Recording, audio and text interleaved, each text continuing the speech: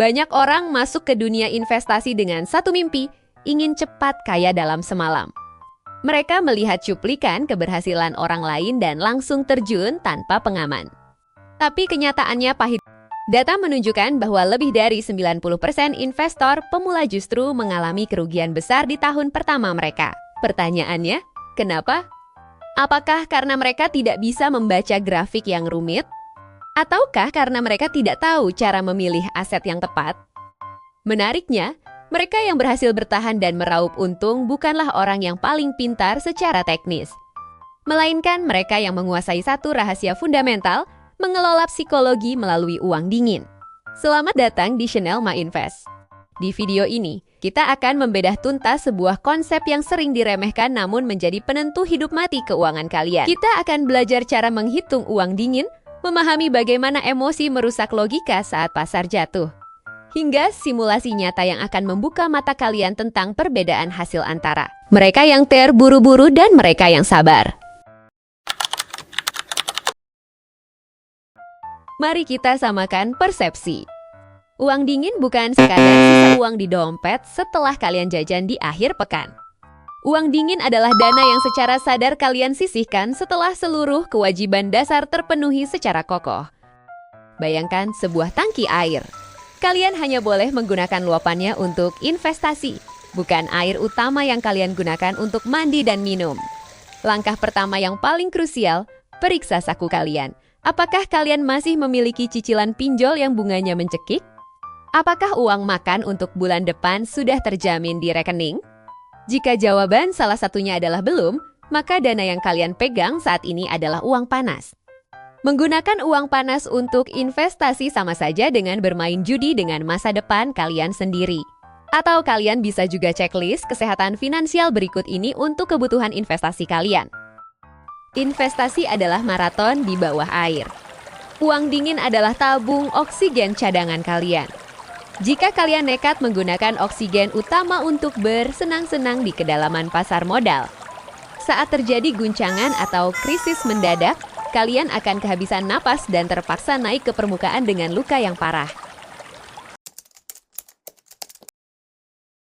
Mari kita lihat simulasi yang sering terjadi di dunia nyata. Kenalkan Andi dan Budi.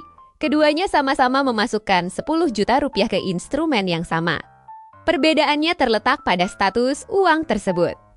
Andi menggunakan uang yang seharusnya dipakai bayar kuliah 2 minggu lagi. Sementara Budi menggunakan uang dingin dari bonus kerjanya. Tiba-tiba, pasar mengalami koreksi tajam. Harga jatuh 30% dalam hitungan hari. Bagi Andi, ini adalah bencana nasional. Karena dia dikejar tenggat waktu pembayaran kuliah.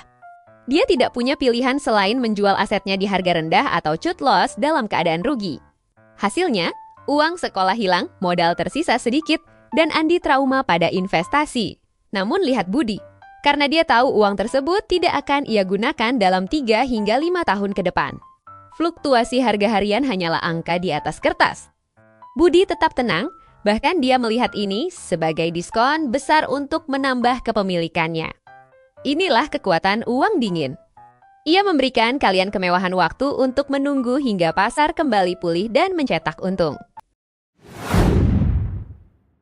Sekarang, mari kita masuk ke bagian praktek. Banyak orang gagal investasi karena mereka tidak tahu seberapa besar benteng pertahanan yang mereka butuhkan. Dana darurat adalah syarat mutlak sebelum kalian bisa mengklaim uang kalian sebagai uang dingin. Tanpa dana darurat, investasi kalian hanyalah bom waktu. Mari kita hitung bersama. Jika pengeluaran total kalian adalah 5 juta sebulan dan kalian masih single, kalian wajib memiliki 30 juta rupiah mengendap di instrumen likuid sebelum mulai membeli saham. Angka ini mungkin terlihat besar dan membosankan, tapi inilah yang memisahkan investor cerdas dengan spekulan yang nekat. Ingat, dana darurat harus disimpan di tempat yang mudah diakses seperti tabungan biasa atau reksadana pasar uang. Jangan taruh dana darurat kalian di aset yang sulit dicairkan. Fungsi utamanya adalah keamanan, bukan imbal hasil yang tinggi.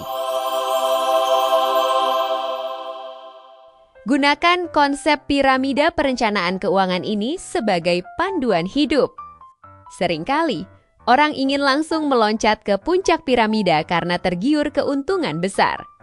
Padahal, jika pondasi bawahnya yaitu arus kas dan dana darurat masih goyah, seluruh piramida investasi kalian akan runtuh saat terjadi guncangan ekonomi sedikit saja.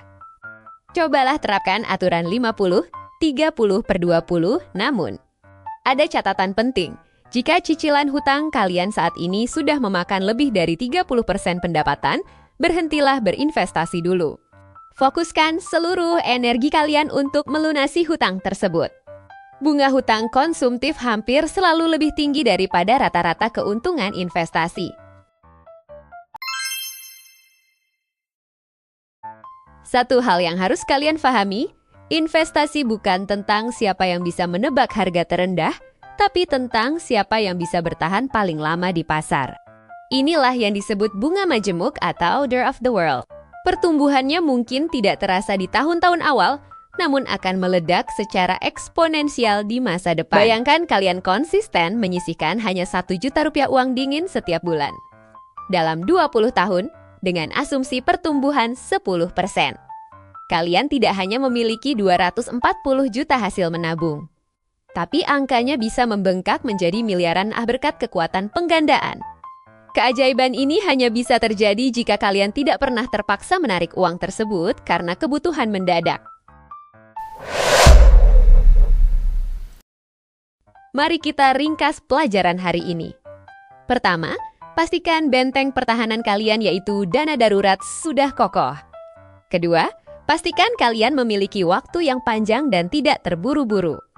Ketiga, selalu gunakan uang dingin agar keputusan kalian didasari oleh logika, bukan ketakutan atau keserakahan. Investasi adalah tentang membangun masa depan tanpa menghancurkan masa kini.